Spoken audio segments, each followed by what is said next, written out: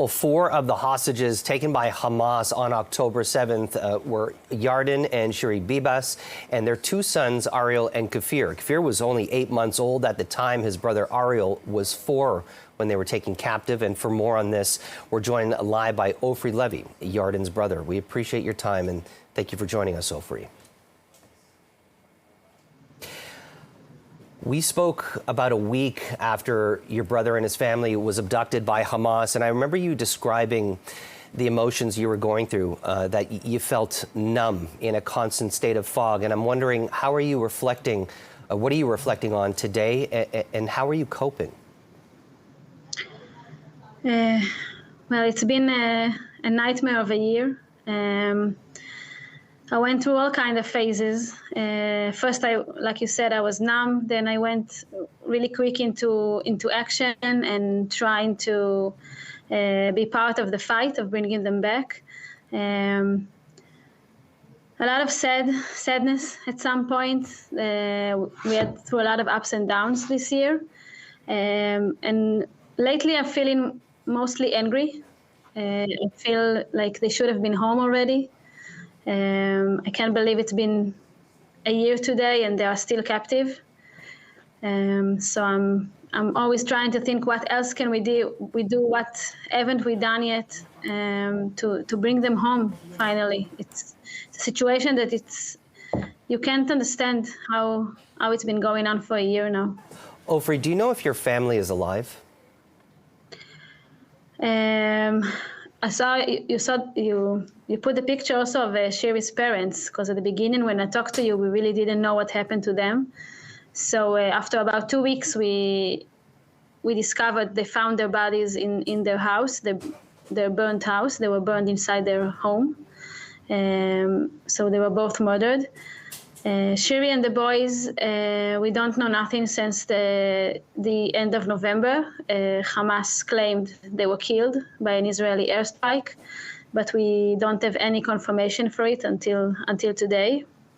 And my brother, we had some indications of him being alive in the tunnels a few times during the last 6 months.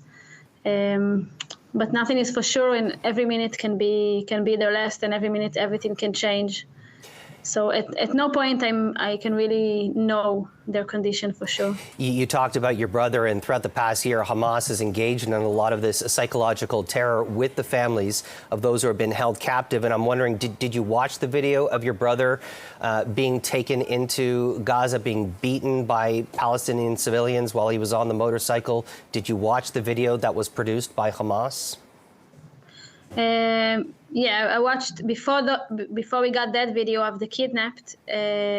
We had if you can even imagine even more difficult video of Yarden when Hamas videoed him from inside the tunnels after they told him that Shiri and the boys were killed, and asking him to plea the Israeli government to bring them back for burial. So that was a much more difficult video for me to watch. I can see he was very weak, lost a lot of weight. It was 2 months into captivity, and now we are 10 months later. And a few months after, we saw the videos of the day of the kidnap.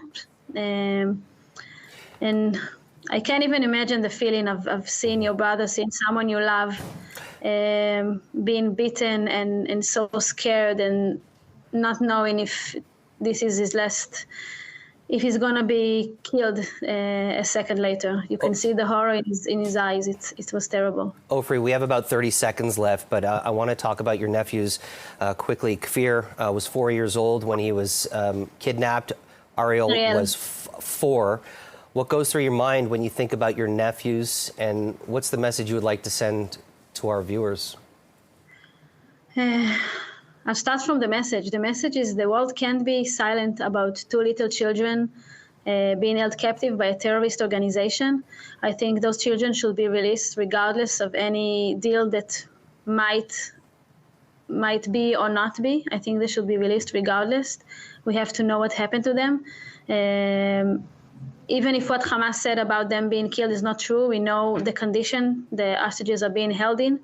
And it's obviously no way it's a very small chance that a child and a baby can survive or develop properly in those kind of conditions.